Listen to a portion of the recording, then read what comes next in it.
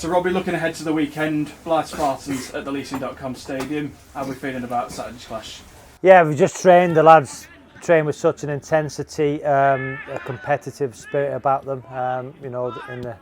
In the games, what they do, the camaraderie, the togetherness, the willingness to win, not make mistakes.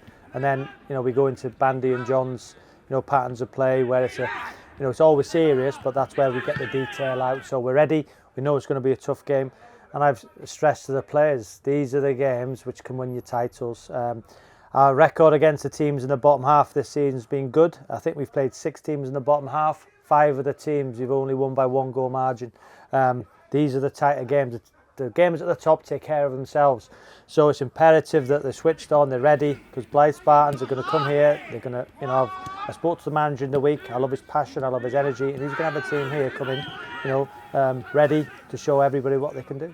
As you mentioned, it's going to be a very different Blyth side to say 2 or 3 weeks ago. But what are you sort of expecting from our visitors? Passion, energy, desire. I watched the manager's interview. I've seen the last 3 or 4 games. They've been on the end of some poor results recently, but I'm sure the manager will be looking to implement his own ideas, and if they're anything like his interviews where he shows how much he cares about the football club, and if they can replicate his passion into a performance, it's going to be a real tough test. So as long as our lads run harder, work harder, win duels, play their football, will they have a go at us? Will they be in a low block? Who knows? But I think what we realise or what we know is the squad is so good. We can utilise the squad. We've got 2 tough games coming up, first starting at the weekend. But we're going to be ready and excited.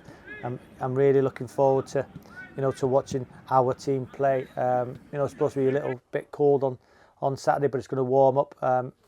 You've seen I've put out, if there's any snow, we've had about 30 or 40 volunteers already say that they can help clear the snow off the pitch if there is any. But we're ready.